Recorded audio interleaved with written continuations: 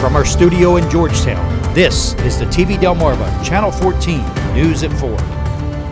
Good day, Delmarva. Reporter Rob Petrie here for TV Delmarva Channel 14 News. Straight ahead, we bring you exclusive news as we hear from several people who have received false toll violations from DelDOT when they didn't run the toll. This issue appears to be affecting a lot of people as we delve into the issue coming up. And Cracker Jack is adding a new face to its roster with the introduction of Cracker Jill to celebrate the women who break down barriers in sports. These stories and more on the way, but weather first with Hunter Alton.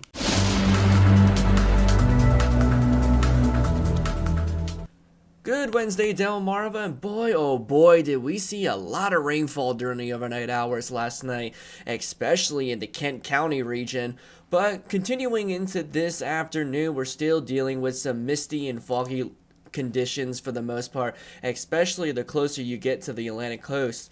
Taking a live look outside of Ocean City, Maryland, you can see the foggy skies. We do have a little bit of mist out there and some not so bad temperatures either with that onshore breeze. Currently 52 degrees in North Ocean City.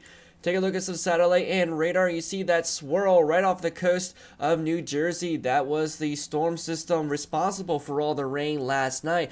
But as that one exits the region, we have another one to fill its place going into the region tomorrow. And in areas of the southeast right now, stretching from Alabama, Georgia, and even South Carolina, expecting more in the way of severe weather after seeing 63 tornadoes across the region down there last night. That's causing some devastating damage. Now, we will see a little bit of some isolated storms tomorrow, but nothing like the areas of the southeast have been experiencing over the last 2 days.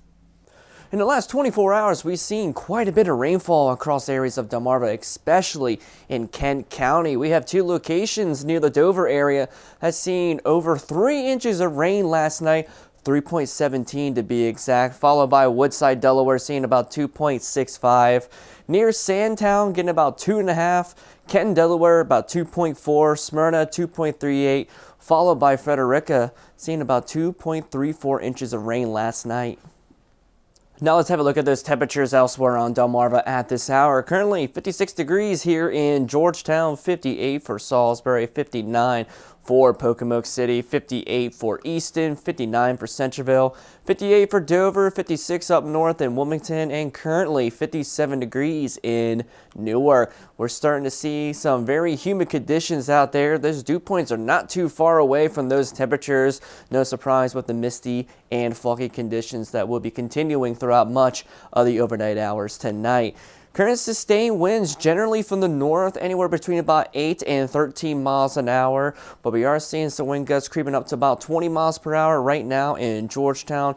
25 right along the Atlantic coast in Ocean City from the north at 13 in Salisbury, 16 miles per hour in Pocomoke City, 19 for Centreville, 16 for Dover, and currently gusting to 16 all the way up north in Wilmington. Now we have one more day of precipitation expected going into Thursday, which may be accompanied by a few isolated thunderstorms as well. A nice weekend's in store and a major warm-up is expected next week. I'll have all those details a little bit later on in your pinpoint forecast, so don't go away.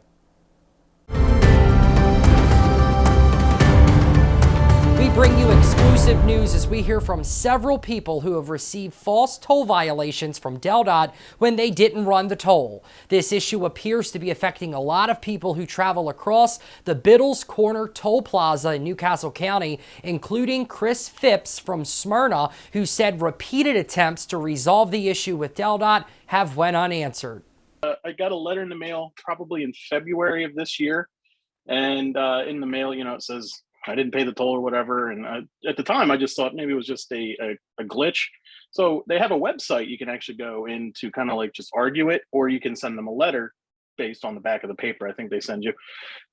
So I went online, filled out the information, like you give them your easy pass, your contact information, that type of thing. And then they said you'll get a letter in the mail and hear back from them. So for about 2 weeks go by, I didn't hear anything. So I figured I was okay. Get a letter in the mail saying it was denied online. So I said, okay. I sent them a letter with my easy pass number for that toll violation, and I didn't hear anything.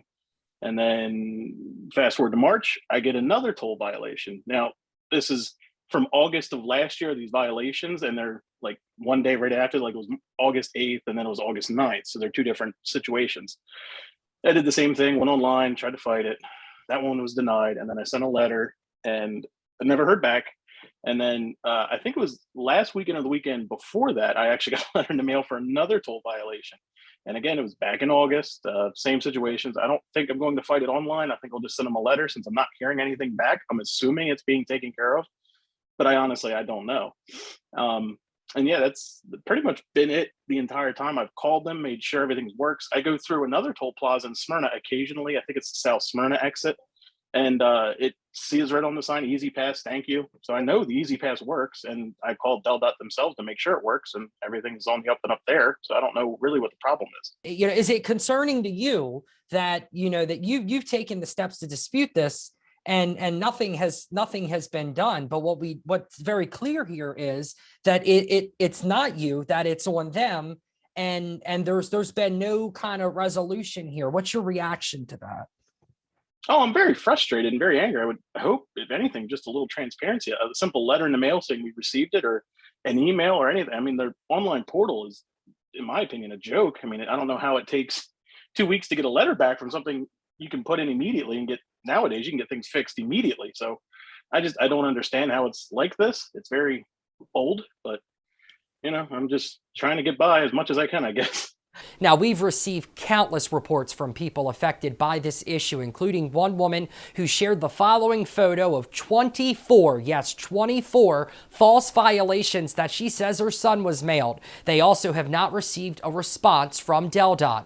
Barbara and Jeff Baskin of Lewis have also been on the receiving end of this issue. They are speaking out in an attempt to hold the Department of Transportation accountable for what they say is their mistake. I didn't find the toll they talked, so it doesn't look like I got charged for the toll and a second video thing. It's more like it didn't read it or something in my mind. But then like I'm looking at it again, and on there, I'm just eyeing the tolls because I've been running up to Pennsylvania regularly now. My mom is ill, and so it's a lot. And I looked on it, and one of the tolls was $3 instead of $1. What the hell is that? And I looked down, and for some reason, it has as a different class of vehicle. At the same booth. Yeah, it was the same toll booth. And again, I'm going up to Pennsylvania and back. So I go through 4 toll booths, and all the other 3 show me as I think a number 2. Class 2, and all of a sudden this one's class 4. It's like, what's going on? In dealing with all of this, how has this made you feel? I mean, are you frustrated? Probably, right? You just look at it and go, for $1 toll, and now they want $50 more. Is it just, you just pay it? You know? I mean, I'm lucky I can afford to just pay it. It's not going to stop me from feeding my kids or something. But it's real frustrating. And again, I've been running up since that toll, which was in February, I believe, like February 22nd or something.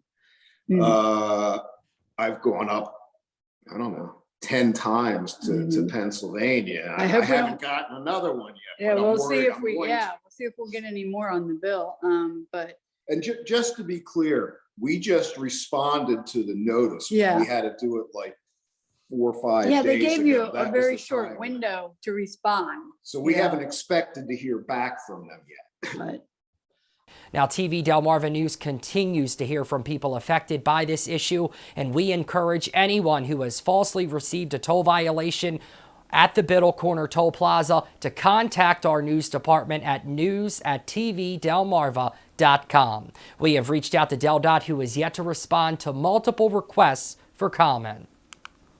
Meanwhile, a Dover man is wanted on felony theft and forgery charges in Laurel. According to the Laurel Police Department, officers are currently conducting a felony investigation that occurred on April 4th at the Bank of Delmarva located on East Market Street. At this time, police say the primary suspect in the investigation has been identified as 34-year-old Anthony J. Oscar of Dover, Delaware. Oscar is currently wanted out of the Laurel Police Department for theft over $1,500, forgery, second-degree, and second-degree conspiracy. Additionally, he is wanted for similar charges by both the Seaford Police Department and the Kent County Court of Common Pleas for failure to appear capiouses. Anyone with any information on his whereabouts is urged to contact police. Coming up, Cracker Jack is adding a new face to its roster with the introduction of Cracker Jill. We'll tell you all about it straight ahead. Don't go away.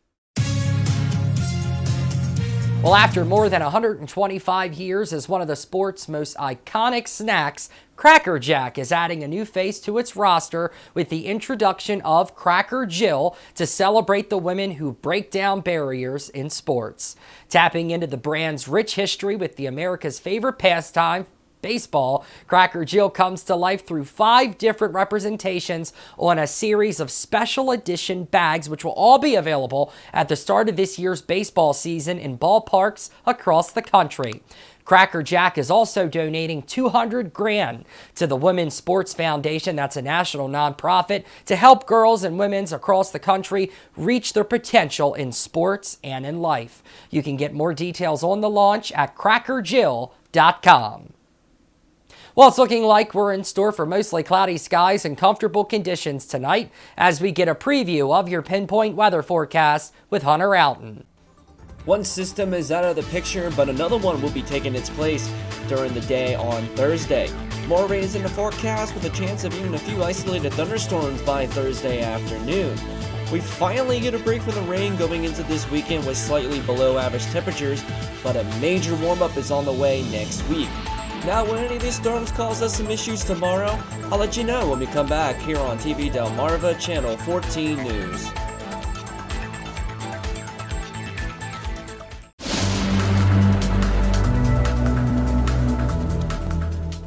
Alrighty, Delmarva, let's get right into the pinpoint forecast going into the overnight hours. And unfortunately, we are still not going to be done with that precipitation just yet. After tomorrow, we are finally going to be done with it. And we got some really nice weather expected going into next week. But first, for the overnight hours, we are going to be looking at some mostly cloudy skies. Temperatures right where they should be for this time of year. Overnight lows 47 to 52 degrees. It is going to be rather breezy at times from the east, between 10 and 15 miles per hour. And some of the coastal locations could be looking at a little bit of some fog during the overnight hours as well. Take a look at Futurecast. Rest of the overnight hours into the day on Thursday. This is 8 o'clock this evening. We got plenty of clouds across areas of Delmarva. Might see some misty conditions here and there. Temperatures holding steady into the upper 50s. But by the time we get into the heart of the overnight hours, we got pretty much all cloudy skies with temperatures in the upper 40s to maybe about 50 degrees. But if you take a look over towards the Appalachian Mountains, yes, that is our next round of precipitation that will be moving into the area for your Thursday. 8 o'clock in the morning, we're going to be looking at some scattered showers here and there. Temperatures holding steady at about 50 degrees, and there could be a few rumbles of thunder mixed in with these as well. Once we get into the early afternoon hours on Thursday, we're going to see a nice little warm up out ahead of this front. Still starting to see a little bit some scattered showers towards areas of Frederick and Westminster, just west of Washington, D.C., as a cold front will be beginning to move in throughout much of the afternoon and evening hours. Going into the mid-afternoon hours, though, 6 o'clock, you notice we have some thunderstorms showing up on Futurecast, especially for areas south of Salisbury. Temperatures well into the 60s, and some of these could be on the strong side as well as this cold front continues to move through. At 10 o'clock, that front is off of our coast, and we're going to be looking at some decreasing clouds as well, as temperatures will be dropping back down into the upper 40s. We do have some severe weather risks to talk about from the Storm Prediction Center. This is for tomorrow. Areas south of Easton, including Georgetown, Salisbury, Ocean City, Pocomoke City, down towards Cape Charles in that greenish color. That is a marginal risk of severe weather, a level 1 out of 5 risk. For some of these storms could contain some strong winds here and there, but the overall threat for widespread severe weather is quite low. And the very southern tip of Delmarva, including Cape Charles and Exmoor, that is a slight risk of severe weather, a level 2 out of 5 risk, for the main threats of being some of these storms could contain some strong gusty winds. Thursday forecast overall, though, we got mostly cloudy skies, watching out for areas of some scattered thunderstorms, especially during the mid-afternoon hours. Mild conditions too, 67 to possibly into the lower 70s, especially the more south you go here on Delmarva. Going to be breezy too from the east between 10 and 15 miles per hour. Now it's going to switch gears and take a look at the algae forecast for tomorrow, and it's not that bad. Looking at around medium levels, 4.3 out of 12. With your main pollen still being tree pollen of maple, elm, and juniper. And I expect these levels to really start rising once we get into this weekend. Now we're going to look at the marine conditions for your Thursday, beginning with the Atlantic. We got scattered thunderstorms, 60 degrees, winds from the east at 15 to 20 miles per hour. We still got some larger swells at about 3 to 6 feet. Take a look at the Delaware Bay. We got scattered thunderstorms, 60 degrees, winds from the southeast at 10 to 20 miles per hour with seas of around 2 to 3 feet. And then at Chesapeake Bay, scattered thunderstorms, 61 degrees, winds from the east as well at 10 to 15 miles per hour with seas of around 1 to 2 feet expected. Going into the overnight hours Thursday night though, going to be looking at mostly cloudy skies, and we're still going to be dealing with some leftover scattered thunderstorms earlier on, but the good news is we will be decreasing clouds, especially after midnight, and temperatures right where they should be for this time of year, 47 to 52 degrees, and the winds will be calming down too from the west between 5 and 10 miles per hour. Now, after getting all the bad news out of the way, time to bring in the good news, because I talked about this yesterday. We're looking into the middle portions of next week. We got a large trough in the western U.S., and that's going to drive the jet stream well into Canada. And when that does happen, a lot of warm air is going to be funneling in to the eastern half of the nation, as we could be looking at temperatures 10 to even 20 degrees above normal for this time of year, which your average temperature right now is at about 60 degrees. So if you do the math there, we got some nice May-like weather expected in the middle portions of next week. And I can even show you that with the extended outlook. After tomorrow, we're going to be done with the rain, and we got a nice weekend in store too, even though temperatures are going to be a couple degrees below average in the mid and upper 50s. But we got partly sunny skies. Start of the new work week though, we start warming up quite a bit going into Monday, partly sunny and 62. And then once we get to Tuesday, Wednesday, and even finishing out next week, well into the 70s, and we could be flirting with that 80-degree mark as well. Coming up, President Biden is extending the pause on student loan repayments. More details straight ahead. Keep it here. Well, President Biden is extending the pause on student loan repayments. The administration made the announcement this morning, emphasizing that the hardship that many students face if they were to unfreeze the halt on student loan payments. Quote, I'm asking all student loan borrowers to work with the Department of Education to prepare for a return to repayment, look into public service loan forgiveness, and explore other options to lower their payments. Vice President Harris and I are focused on supporting borrowers in need and believe that this pause will provide a continued lifeline as we recover and rebuild from the pandemic. The pause will be extended through August 31st. Weather Classroom is sponsored by No Nonsense Office Machines, committed to providing quality products and services with over 15 years of experience here in Sussex County.